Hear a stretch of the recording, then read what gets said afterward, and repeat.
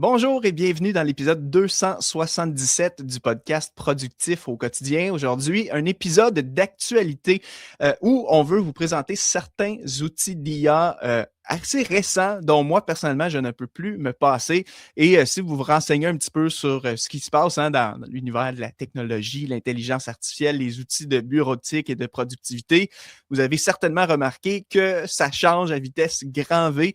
Chaque semaine, chaque mois, on entend des nouvelles applications qui sortent d'autres. Sinon, les gros joueurs de ce monde, les Microsoft, les Google, OpenAI, etc., déploient des nouvelles fonctions sur une base régulière. Donc, ça devient assez fou en ce moment d'essayer de se retrouver là-dedans. Moi, pour ma part, je me suis toujours quand même donné pour défi d'essayer d'être avant-gardiste et d'explorer ça. Je pense que ça fait partie de mon travail. Et puis aujourd'hui, on va parler de 6 outils d'IA dont je ne peux plus me passer aujourd'hui. Et je suis avec Caroline aujourd'hui. Comment ça va, Caro? Je vais super bien. Puis Mathieu, moi, je suis contente de ce genre d'épisode-là.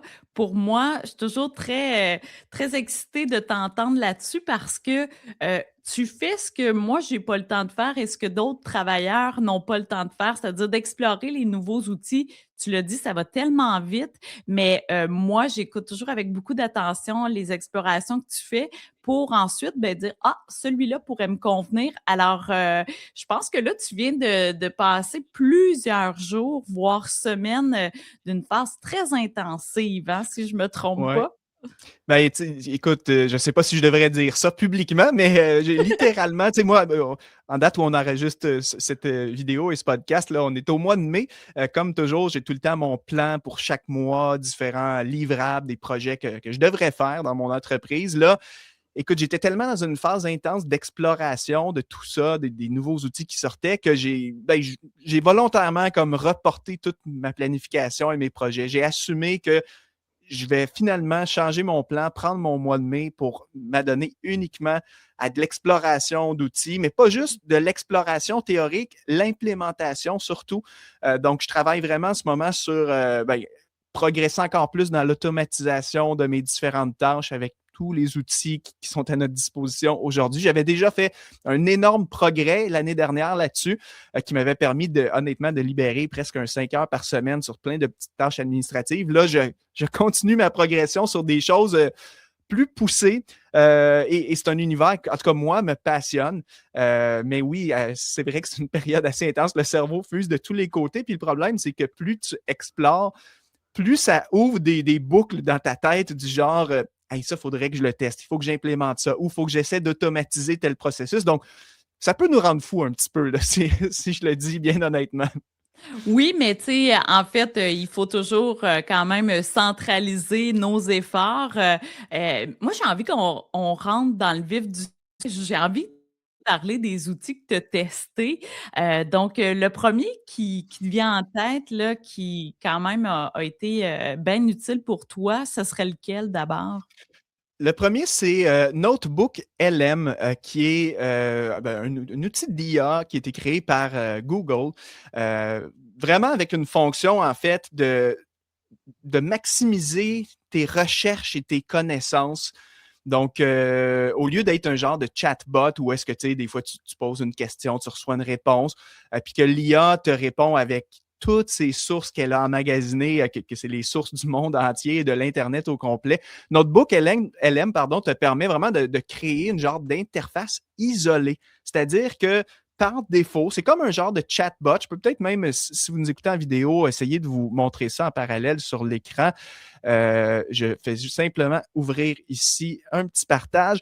Donc, Notebook LM, c'est que tu te crées un cahier de notes, un notebook qui appelle. Et à l'intérieur de ça, ça te fait un espace privé sur lequel tu ajoutes toi-même tes sources en tout genre. Donc, le format de capture est vraiment intéressant. Ça peut être des liens d'une page Internet que tu trouves intéressante, des vidéos YouTube à partir desquelles ça va carrément te faire une transcription de la vidéo pour pouvoir interroger la vidéo et tout ça. Tu peux copier du texte, des documents, des PowerPoint, tous les formats. Et ça te fait une genre d'interface que tu peux naviguer avec l'IA quasiment en privé sur les données que tu as personnellement ajouter ici. Fait que ça permet que si tu poses une question, admettons que je fais des recherches sur l'investissement boursier, puis que je pose une question ensuite à mon IA, comment investir en bourse quand on est débutant? Ben, au lieu que l'IA me sorte une réponse générique trouvée sur toutes les données d'Internet, l'IA va seulement s'appuyer sur les connaissances les sources que je lui ai données. Donc, c'est vraiment intéressant parce que là, tu as comme une interface privée où est-ce que tu interroges tes sources à toi. Fait que ça te permet vraiment une exploration en profondeur. Et donc, c'est une recherche intelligente basée sur comment tu as décidé de le nourrir et d'adopter aussi l'angle que toi, tu veux donner finalement à ton traitement de cette information-là ou la question que tu vas poser. C'est un peu ça? Oui, tout à fait, tout à fait. Fait que c'est vraiment ça. Puis tu peux sélectionner, tu sais, mettons que j'ai plusieurs sources dedans. Mettons, je me ramasse que j'ai 25 sources.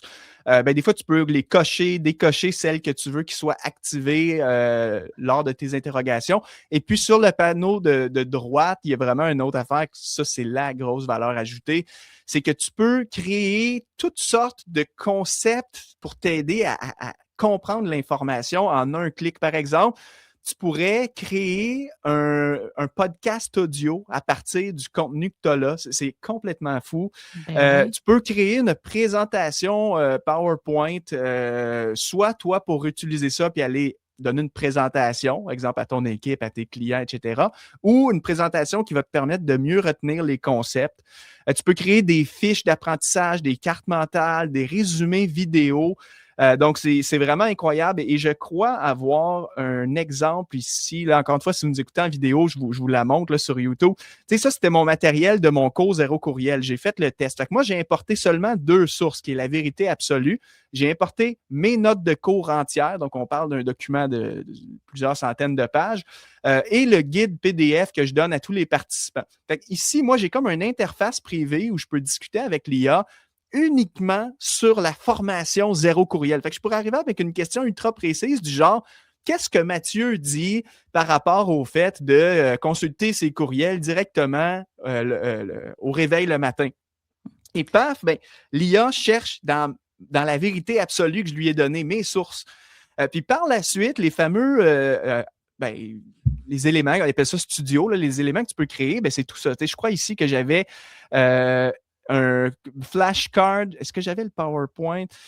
Ici, j'ai généré des quiz que, dans le fond, l'IA peut m'auto-interroger sur mon matériel. Fait que là, tu vois, quelle stratégie la méthode suggère-t-elle pour traiter une boîte de réception contenant des milliers de messages accumulés? Puis là, ça donne des choix de réponses, mais basés c'est la vérité, là. C'est pas comme du contenu aléatoire que l'IA te suggère.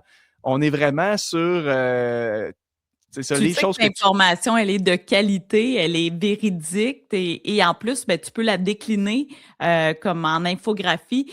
D'ailleurs, Regarde, cet si vous épisode-là, regardez. ça vaut la peine d'aller le voir en version YouTube parce que Mathieu nous projette, par exemple, une infographie.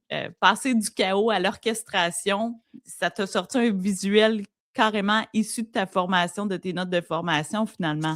Ça m'a généré carrément un Wow. PowerPoint. Bon, c'est ça, au niveau de design, là, je ne me suis pas cassé la tête, mais j'aurais pu, dans ma requête, lui dire je veux un PowerPoint avec du rouge, du gris léger, du blanc, parce que ça, c'est comme mon univers graphique de Zéro Courriel pour pas qu'il soit comme trop intense. Mais tu sais, regarde, tout ça, là, c'est vraiment mon matériel de cours Fou. que je pourrais presque le réutiliser puis donner un webinaire ou une présentation express ou des fois pour mon propre apprentissage. Tu sais, moi, j'ai commencé à me servir de Notebook LM justement sur des sujets que j'ai envie d'explorer à titre personnel. Donc, là, ce que ça permet, ben, c'est que, exemple, si le formateur donne accès à des documents PDF ou s'il y a des vidéos YouTube sur le sujet qui sont disponibles publiquement, je me fais un notebook LM privé, j'importe les sources que je veux et ensuite, j'interroge ces sources-là. Fait que, tu vois, moi, je suis en train de, par exemple, j'apprends beaucoup sur l'IA en ce moment. Et là, bon, une que je parlerai tout à l'heure, l'intelligence artificielle Claude. Fait que là, c'est un gros univers, tu sais, tout ça. Fait que, et il y a des milliers de vidéos YouTube sur le sujet. Fait qu'on peut vite se sentir perdu. Fait que moi, je me suis créé un notebook LM qui est dédié pour ça, pour mes apprentissages sur Claude. Fait que dès que je tombe sur une bonne vidéo YouTube, un document PDF, un article sur Internet, que je me dis, oh, ça, je veux comprendre, je vais aller plus loin, j'ai les réflexes de le mettre dans mon notebook LM puis d'essayer ensuite de processer toute cette information-là pour arriver à un output qui est intéressant, là. Fait que non seulement c'est comme un apprentissage bonifié parce que tu es assisté, mais c'est encore plus puissant parce qu'il peut approfondir finalement la recherche que tu n'as pas à faire parce que l'intelligence artificielle de Notebook LM va le faire pour toi. Aïe, aïe, Mm. c'est Ouais, ouais, aidant à c'est tout vraiment. niveau, là. Ben, tu sais, c'est ça. Exemple classique. Moi, mon ancienne méthode d'apprentissage pendant des années, c'est, mettons, je lisais un livre papier ou Kindle, là, électronique, ou Ouais. je consultais des sources sur Internet, sur YouTube, ou je suivais des formations en ligne. Puis là, après ça, qu'est-ce qu'on devait faire? C'était justement, après, si tu veux vraiment avoir une rétention, c'est un peu de synthétiser ta pensée, là. Tu sais, si tu veux Oui. vraiment retenir un concept, c'était bon, je viens d'écouter une formation de 2 heures, je me fais un mini résumé rapide, là. C'est quoi les 5, 6 idées clés? Qu'est-ce que j'ai retenu, exemple, de cette présentation-là? Ben, tu sais, technique, oui, je peux toujours le faire, mais je peux Oui. aussi, juste si j'ai accès, envoyer le matériel dans Notebook LM, puis lui dire, fais-moi mon sommaire exécutif basé sur ça. Ensuite, génère-moi une carte mentale qui va me présenter les 10 idées principales. Donc, en tout cas, tu sais, en termes d'outils pour l'apprentissage, la connaissance et l'exploration de différents sujets, c'est tout simplement génial. Il y a encore plus d'applications qu'on peut faire de ça. D'ailleurs, une affaire incroyable que j'ai vue du côté de Microsoft, donc dans leur interface d'intelligence artificielle qui s'appelle Copilot, Microsoft 365 Copilot. Donc ça c'est vraiment Outlook, la suite Microsoft Outlook, c'est très répandu chez les employés salariés, hein. La plupart des grandes entreprises sont plutôt du côté des outils Microsoft. Eux ont copié Notebook LM, donc sont en train de déployer une fonctionnalité Notebook. Je ne sais pas si ça va être le même nom, mais il me semble que oui, il me semble que c'est des notebooks aussi. Ils vont déployer ça à l'intérieur de l'intelligence Copilot qui est disponible pour les travailleurs. Et la distinction entre eux et Notebook LM, c'est que dans Copilot, tu vas pouvoir, par exemple, interroger vraiment des documents de travail. Fait qu'exemple, j'ai vu une démo de Microsoft cette semaine qu'il disait, admettons, tu es parti en vacances 2 semaines au bureau. Et là, pendant 2 semaines, évidemment, les projets sur lesquels tu travailles, ça a évolué à vitesse grand V. Il y a eu des documents qui ont été envoyés par courriel. Il y a eu plein d'affaires. Fait que là, tu reviens après 2 semaines. Tu sais, des fois, tu es comme vraiment en retard, là. Qu'est-ce qui s'est passé depuis 2 semaines en mon absence? Le projet, on en est rendu où dans l'évolution? Donc, Microsoft, eux autres, vont avoir le même genre d'interface où est-ce que tu vas juste pouvoir prendre les différents documents que tu as vus Ah passer oui. ou même des échanges, je pense, dans leur interface de messagerie, là, Teams et ces choses-là. Tu te mets dans ton notebook et ensuite, tu lui dis une question du genre, ben, résume-moi les éléments importants que j'ai manqués de la dernière semaine. Ensuite, crée-moi, exemple, une présentation PowerPoint qui va me montrer là, les étapes importantes là, que je dois absolument être informé pour être à jour avec mon équipe. Donc, tu vois, eux autres, Microsoft vont pousser l'application de ce genre de système-là plus loin et surtout intégrer dans les outils de travail des professionnels. Ah ben, très bon à savoir, surtout si vous êtes utilisateur de Microsoft. Tantôt, tu as parlé de vidéos, Mathieu. Toi, ben, évidemment, tu as ta chaîne YouTube et tu as découvert un bel outil d'ailleurs qui aide avec YouTube. Parle-nous Mm. de... Ça s'appelle Ask YouTube, c'est ça? Ouais, pour Ask YouTube en anglais ou poser une question, vous allez remarquer ça si vous êtes sur la version la version pardon, en ligne de YouTube, vous allez avoir normalement, si vous êtes moi je suis sur le navigateur Google Chrome et j'y ai accès, mais un petit bouton ici qui s'appelle Poser une question.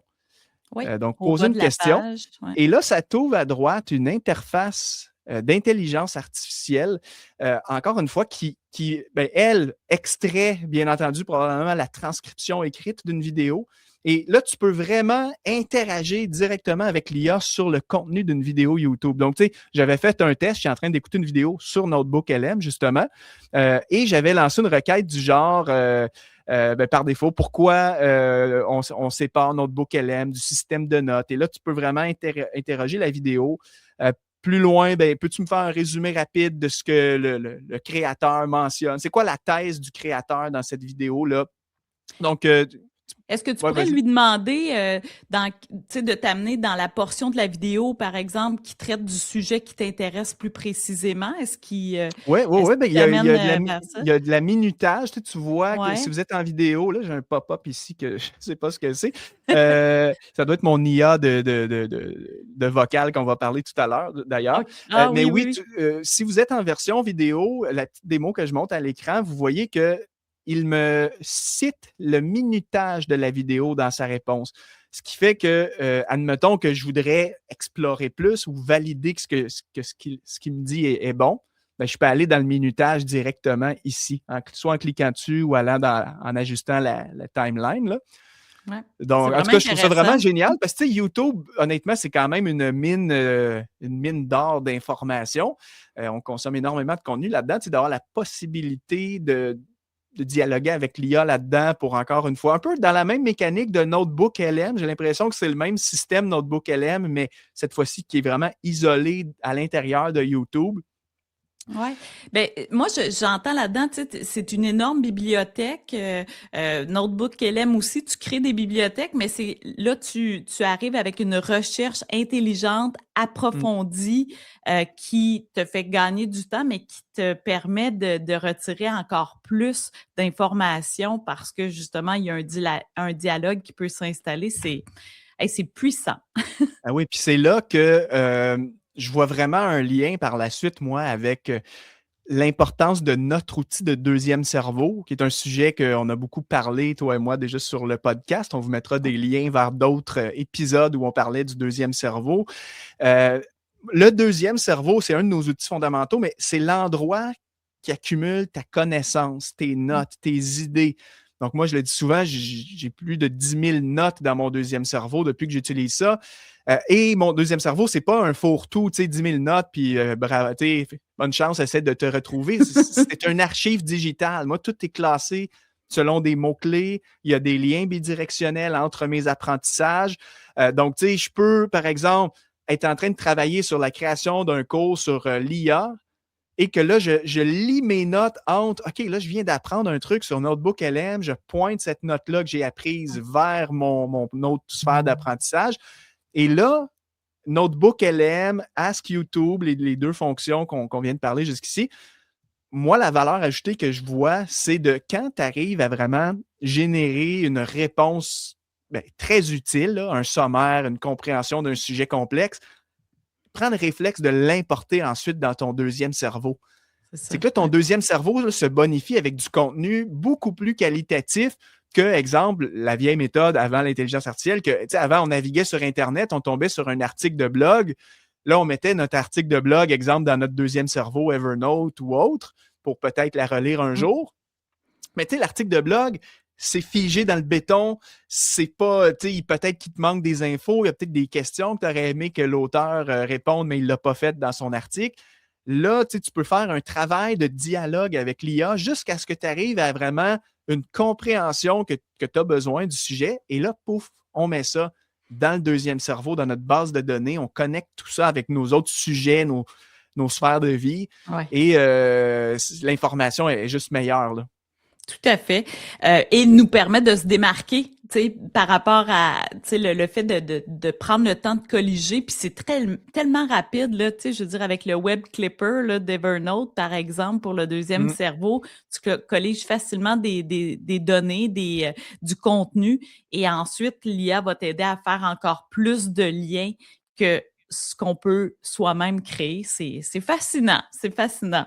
Tu as fait allusion tout à l'heure à un Un des petit outils bouton, qu'on là. Ouais. peut utiliser. D'ailleurs, c'est toi qui me l'as fait découvrir, je pense avec une publication sur LinkedIn récemment. Whisperflow, qui, encore une fois, nous permet un gain de temps parce qu'on peut dicter finalement des messages, des mails. Je te laisse Mm. aller là-dessus. Tu l'utilises encore plus qu'avant, j'ai l'impression. Oui, ben, tu sais, Whisperflow, c'est une IA spécialisée dans la diction vocale sur ton téléphone ou ton ordinateur. OK? Jusque-là, vous allez me dire, ben, il n'y a rien d'innovant. Ça fait des années qu'on a une fonction de note vocale sur les téléphones ou même sur les. Dictaphone. C'est ça. La seule différence, c'est que, ben, à moins que ça l'ait changé, mais jusqu'à aujourd'hui, les outils de dictaphone traditionnels te faisaient une transcription écrite mot à mot de ce que tu dictais. Ça veut dire que si je parle puis que je fais une note vocale et puis que je m'enfarge dans ma phrase, que je répète 2 fois le même mot ou que je fais des donc, souvent, l'outil de note de dictaphone t'écrivait mot à mot tel que tu l'as enregistré. Et ça pose problème parce que derrière, tu devais passer toi-même, bon, recorriger le texte, puis là, mettre ça à ta sauce comme tu voulais. Whisperflow, c'est une intelligence artificielle qui, elle, nettoie ta note vocale. Oui. Ce qui veut Enlève dire les que, E, ouais, les doublons de mots, de répétition, exact, oui. puis elle te fait même une mise en page. Donc, tu sais, moi, ça arrive des fois que je vais utiliser ça. Exemple, pour envoyer à un de mes sous-traitants des requêtes pour une tâche à accomplir. Je vais prendre Whisperflow et je parle. Et tu sais, des fois, quand tu mentionnes des points, donc voici ce qu'il faut que tu fasses. Numéro 1, connecte-toi ici. Numéro 2, tu télécharges l'image. Numéro 3, tu m'envoies le fichier. Bien, elle va déjà te mettre en page, tu sais, tes points, là, tes 1, 2, 3, ta liste de numérotés. Donc, honnêtement, ça permet vraiment un gain de temps parce que moi, par exemple, je me sers de ça pour répondre à mes courriels.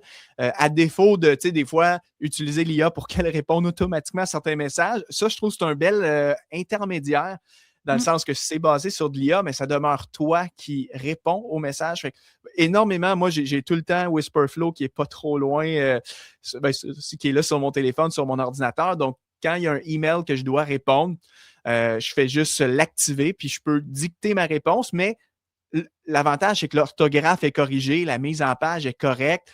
Bon, c'est pas 100% de précision. Il peut y avoir des mini-erreurs des fois, surtout avec la langue française versus la plupart des IA sont plus configurés sur l'anglais de nature.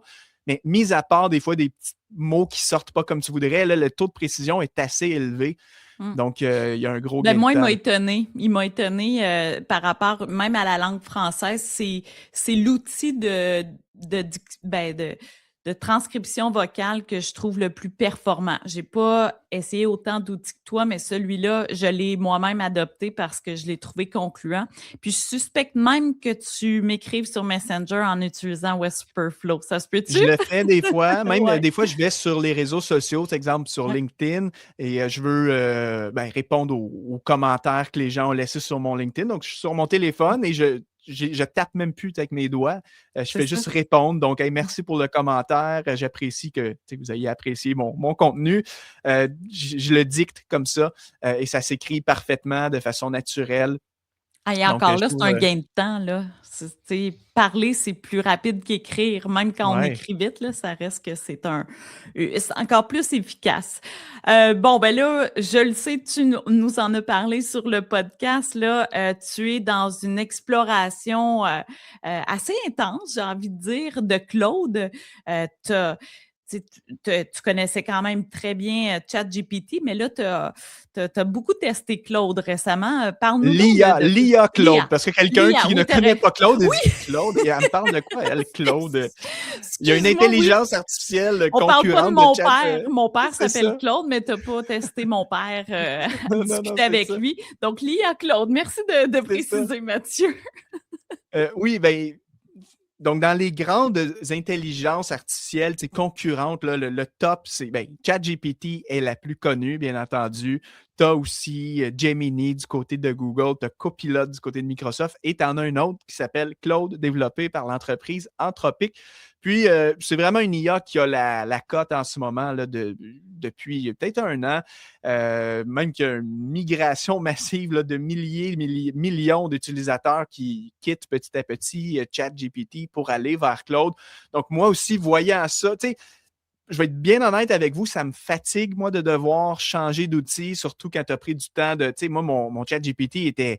J'avais mes assistants IA dedans, encore une fois, des projets que j'avais structurés dans ChatGPT. Donc, j'étais rendu ce qu'on peut dire un power user de ChatGPT, dans le sens que j'avais vraiment une maîtrise approfondie. Ça me frustre, moi, de me dire, hey, ce que j'ai bâti les 3 dernières années, il faut peut-être que je le migre ailleurs. Donc, petit élément de Ouais, frustration, donc je je compatis avec comprends. vous. Mais je sentais le devoir, moi, d'aller explorer parce que, tu sais, tout le monde vantait les mérites, que c'est beaucoup plus performant. Donc, j'ai voulu aller voir. Alors, ça fait un mois, en date d'aujourd'hui, officiellement, que j'ai commencé un processus de migration de mon ChatGPT vers Claude. Jusqu'à maintenant, je n'ai pas l'intention de dire que je vais annuler mon abonnement payant ChatGPT puis tout annuler. Je suis encore un peu. Je trouve que ChatGPT a encore des éléments sur lesquels il est meilleur. Alors que Claude, par contre, m'a vraiment épaté sur des tâches complexes d'analyse. C'est vraiment quand même une coche au-dessus. Et tout ce qui est rédaction de contenu. Mmh. Depuis quelque temps, c'est peut-être à cause des mises à jour de ChatGPT, les nouveaux modèles qu'ils ont sortis. Les résultats, quand je devais générer du contenu écrit avec ChatGPT, ça faisait comme un genre de 6 mois que j'aimais vraiment plus le style d'écriture. C'était rendu toute une écriture fragmentée, genre robotique, tu sais, un mot par phrase. Tu sais, c'est pas du vrai français. Beaucoup Il y a vraiment son d'emojis. style, beaucoup trop reconnaissable finalement, Ouais. ChatGPT présentement là, ouais. Tu sais, donc, tu mets un texte comme ça, tu peux pas le prendre mot à mot. C'est sûr que la personne va dire hey, son courriel, il l'a écrit avec ChatGPT ou sur sa publication réseaux sociaux aussi. Donc, euh, là-dessus, pour ça, j'ai commencé à explorer Claude. Puis, en tout cas, c'est un écosystème assez incroyable. De base, ça ressemble à un ChatGPT, mais leur grande force à eux, c'est qu'ils ont vraiment un ensemble d'outils. Déjà, tu as les projets aussi, tu peux te structurer avec des projets. Puis eux, la grosse valeur ajoutée, ça, clairement, c'est une coche au-dessus de tous les autres IA à ce jour, Gemini, même le ChatGPT, c'est ce qu'on appelle les skills, les compétences. Si vous n'êtes pas trop familier, pas trop techno, c'est l'équivalent d'autrefois les assistants IA qu'on avait dans ChatGPT, donc la fonctionnalité qui s'appelait les GPT, qui était Oui. disponible sur les comptes payants. C'est juste que le skills, lui, il est transversal. Il est dans le sens qu'il peut être activé partout et non pas isolé en silo. Euh, Tu peux combiner, tu peux appeler dans une tâche un ou plusieurs de tes skills. Donc, autrement dit, un skill, c'est que, admettons que tu as une procédure récurrente que tu dois tout le temps faire dans ton travail. Exemple, je dois chaque semaine mettre mes podcasts en ligne, puis à chaque fois qu'on met les podcasts en ligne, il faut écrire les fameuses show notes, les notes que vous avez dans la description de l'épisode. Ça, c'est un processus, c'est clair, c'est défini, c'est récurrent. Je pourrais créer un skills où j'apprends à l'IA à écrire ces show notes-là exactement comme moi. Et là, jusque-là, vous allez me dire, oui, mais on pouvait faire ça aussi dans les assistants IA GPT qu'il y avait dans ChatGPT. C'est vrai. La seule affaire, c'est que le GPT était isolé, comme je mentionnais. C'est-à-dire qu'il fallait que tu ouvres ta conversation, tu pouvais juste en appeler un à la fois. Donc là, ce serait, tu sais, je démarre un ChatGPT, puis je fais comme aide-moi à écrire les show notes pour mon épisode 277. Et puis c'est tout, ça s'arrête là après. Je ne peux pas rien faire de plus. Les skills, c'est que là, je pourrais prendre Claude, lui lancer une requête du genre, ben là, j'ai l'épisode à produire. Voici comment nous allons travailler. Numéro 1, tu vas activer le skills, par exemple, pour me proposer une idée de titre accrocheur. Numéro 2, tu vas activer le skills pour écrire les show notes. Numéro 3, tu vas écrire l'infolettre pour présenter ce nouveau podcast en activant le skills rédacteur d'infolettre. Donc, en fait, ta seule limite, c'est le nombre de compétences, de skills que tu vas créer dans ton compte. Puis après ça, tu peux lancer des requêtes en multi-étapes et l'IA va s'exécuter d'elle-même en autonomie. Donc, ça peut être plus long à processer, là, la demande. Ça ne sera pas en 10 secondes forcément, mais ça va être étape 1, j'exécute ton premier skills. Étape 2, le deuxième, le troisième. Et tu arrives, grâce à cette façon de faire-là, à un résultat beaucoup plus complet, avec beaucoup moins aussi de va-et-vient, de copier-coller, de ah non, j'aime pas ça. Puis la grande force de Claude aussi, c'est qu'un coup que tu configures un skills, puis que tu l'as vraiment bien entraîné là, sur qu'est-ce qui est une bonne tâche faite comme moi, je trouve que sa précision dans l'exécution est meilleure que ChatGPT. ChatGPT, justement, malgré que j'avais mes assistants IA dedans, depuis un certain temps, je n'étais pas satisfait du résultat qu'il me donnait, et ce, même si j'avais créé l'assistant IA à l'intérieur. C'est comme s'il dérogeait de mes instructions sans ma permission, genre. Ah oui, OK. Il est un peu délinquant. Genre, oui, c'est ça. Donc, tu Donc, préfères Claude dans cette optique-là pour la création, ben, je dirais la rédaction de contenu finalement, parce qu'il a l'air plus fort, quand même plus performant dans ce contexte-là. ouais, c'est ça. Moi, je trouve personnellement tout ce qui est rédaction, la fonctionnalité skills que tu ne retrouves pas actuellement dans ChatGPT, mais, on se croise les doigts. J'ai vu justement passer cette semaine que ChatGPT ont déployé des skills en version d'essai sur les comptes entreprises seulement. Donc, pas les comptes personnels payants. Moi je n'ai pas accès à cette fonction-là actuellement parce que je n'ai pas un compte entreprise.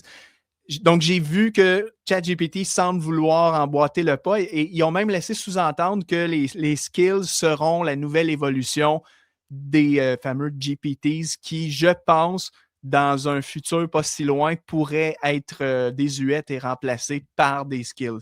Puis OpenAI ont même dit, ça je trouve ça intéressant, ils ont même dit que quand ils vont déployer les skills, on va avoir un bouton pour convertir nos GPTs existants en skills. Tu sais, pour pas que tu perdes OK. toute ta configuration, là, je pense qu'ils vont créer un bouton de transfert. Alors, Ben, c'est en tout intéressant cas, quand même. il Ils faut, se il faut laisseront que ça pas soit ça. faire. Ils se Non, non. laisseront pas faire parce que la compétition est très féroce actuellement, parmi les différents compétiteurs, en intelligence artificielle. Donc, ils vont certainement, rendre ça un peu plus, élargi comme utilisation, peut-être pas juste les entreprises parce que sinon ils vont perdre des clients. Ouais, c'est ça. Mmh. OK. Maintenant, tu nous as souvent parlé des agents.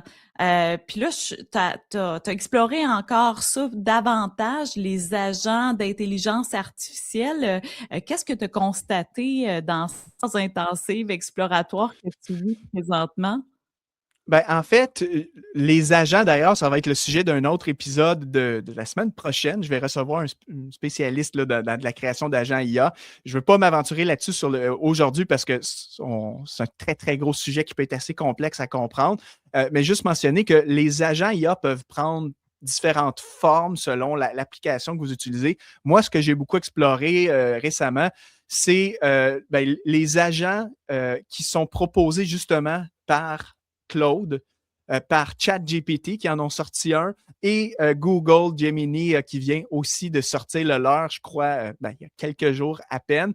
Euh, Lui que j'utilise, un que vous avez peut-être entendu parler dans l'écosystème de Claude, c'est Claude Cowork ou encore Claude Code. Je ne sais pas si, en tout cas, vous avez vu ça passer comme terme, mais tout le monde ne jure que par ça là, sur les médias sociaux. C'est un agent que auquel tu vas donner accès à une section de ton ordinateur, contrôlé. Là. Tu lui dis, exemple, je te donne accès à mon dossier formation en ligne de mon Google Drive.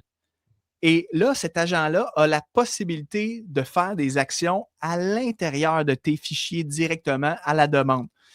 Fait que je pourrais lui dire, consulte toutes mes notes de formation qui sont dans le dossier formation. Ensuite, génère-moi un gros document Excel en plusieurs onglets. Je veux un onglet par formation. Je veux que tu me sortes vraiment, je ne sais pas moi, les éléments principaux de chaque formation. Tu me génères ça dans un gros Excel et tu l'enregistres dans mon dossier que je t'ai donné accès. Fait que là, l'IA s'exécute puis elle peut faire des tâches pour toi.